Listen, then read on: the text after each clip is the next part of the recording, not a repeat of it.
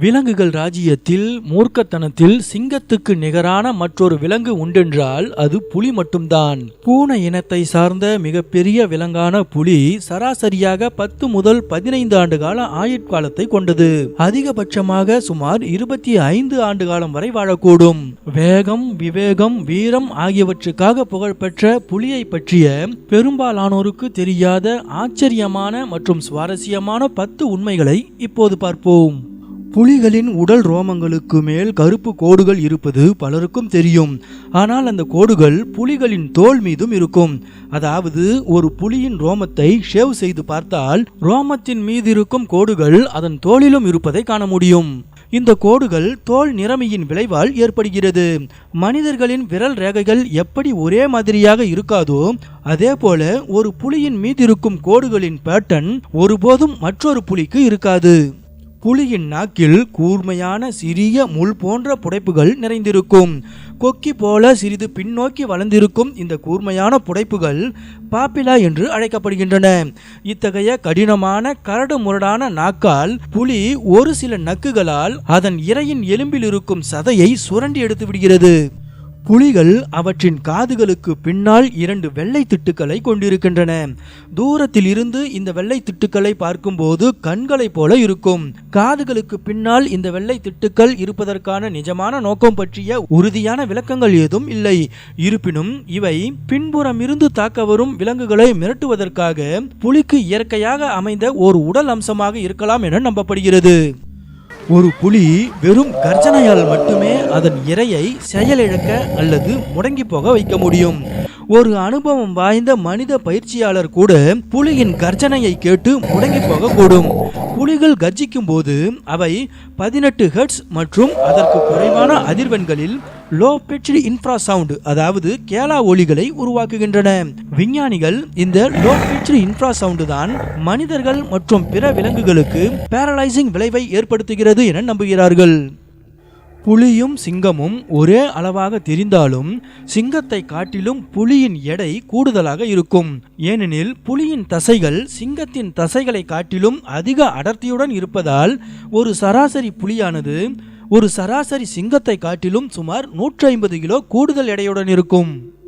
பழிவாங்கும் உணர்ச்சி அதிகம் கொண்ட விலங்குகளுள் புலிகளும் ஒன்று.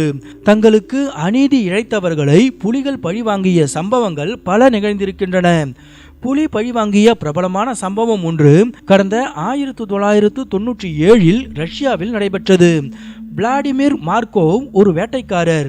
ஒரு நாள் வேட்டையாட சென்ற அவர் புலி ஒன்றை கொல்லும் பொருட்டு அதனை துப்பாக்கியால் சுட்டார். ஆனால் காயங்களுடன் உயிர் தப்பிய அந்த புலி அங்கிருந்து தப்பி ஓடிவிட்டது. ஆனால் அந்த வேட்டைக்காரரை பழிவாங்கும் பொருட்டு அவரின் தங்கும் அறையை கண்டுபிடித்த புலி அங்கு சென்று அவரது உடைமைகளை எல்லாம் துவம்சம் செய்தது. பின்னர் அந்த வேட்டைக்காரர் அறைக்கு திரும்பும் வரை காத்திருந்து வந்ததும் அவரை கொன்று தின்றது. புலிகள் தனிமையை விரும்பும் விலங்குகள். அவை தனியாகவே வசிக்கின்றன.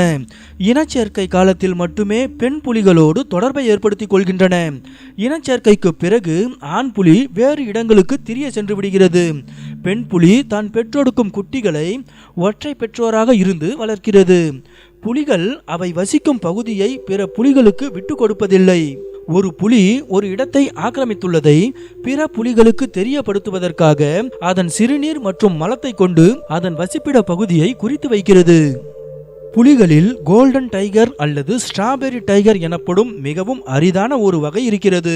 இந்த புலிகள் சாதாரண புலிகளைப் போல அல்லாமல் வேறுபட்ட நிறத்தை கொண்டுள்ளன. அதாவது அவற்றின் ரோமம் பிரகாசமான தங்க நிறத்திலும் கோடுகள் ஆரஞ்சு நிறத்திலும் காணப்படும். இந்த நிற வேறுபாடு ஒரு மரபணு பிறழ்வால் ஏற்படுகிறது. வித்தியாசமான நிறத்தை உண்டாக்கும் இந்த மரபணு பிறழ்வு மிகவும் அரிதானது. தற்போது அறியப்பட்ட தங்க நிற புலிகள் ஏதும் வனப்பகுதியில் இல்லை. தாய் தந்தை என இருவருக்குமே அந்த குறிப்பிட்ட மரபணு பிறழ்வு இருந்தால் மட்டுமே அவற்றின் குட்டிகள் தங்க நிறத்தில் பிறக்கும். தற்போது 30க்கும் குறைவான தங்க புலிகள் உயிரியல் பூங்காக்களில் வளர்க்கப்பட்டு வருகின்றன. 20ஆம் நூற்றாண்டின் முற்பகுதியில் ஒரு புலி நேபாள் மற்றும் இந்தியாவில் 436 பேரை கொன்றது. சம்பாவத் டைகர் என்று அழைக்கப்படும் அந்த வங்காள புலி அதிக எண்ணிக்கையிலான உயிரிழப்புகளை ஏற்படுத்திய புலி என கின்னஸ் புத்தகத்தில் கூட பட்டியலிடப்பட்டுள்ளது. புலியின் நெற்றியில் உள்ள கோடுகள் ராஜா என்ற வார்த்தையை குறிக்கும் வாங் என்ற சீன எழுத்தை ஒத்திருப்பதால் சீனர்கள் புலிகளுக்கு ராஜ அந்தஸ்தை கொடுத்திருக்கின்றனர். பண்டைய காலங்களில் இருந்து சீன கலாச்சாரம் தைரியம், துணிச்சல், கண்ணியம் மற்றும் சிக்கனம் ஆகியவற்றை கொண்டிருக்கும் ஒரு ஆணை புலியோடு ஒப்பீடு செய்கிறது. புலி இன்றும் சீன கலாச்சாரத்தின் ஒரு அங்கமாகும். எனவே சீனாவில் ஒவ்வொரு புலி ஆண்டின் போது பிறக்கும் குழந்தைகளின் நெற்றியில் வாங் எனப்படும் சீன எழுத்தை வரைகிறார்கள். இவ்வாறு செய்தால் அந்த குழந்தைகள் புலியை போல வீரத்துடனும் நல்ல ஆரோக்கியத்துடனும் இருக்கும் என்பது அம்மக்களின் நம்பிக்கை. மேலும் இது போன்ற தகவல்களை தெரிந்து கொள்ள SSTV தமிழ் சேனலுக்கு சப்ஸ்கிரைப் பண்ணுங்க.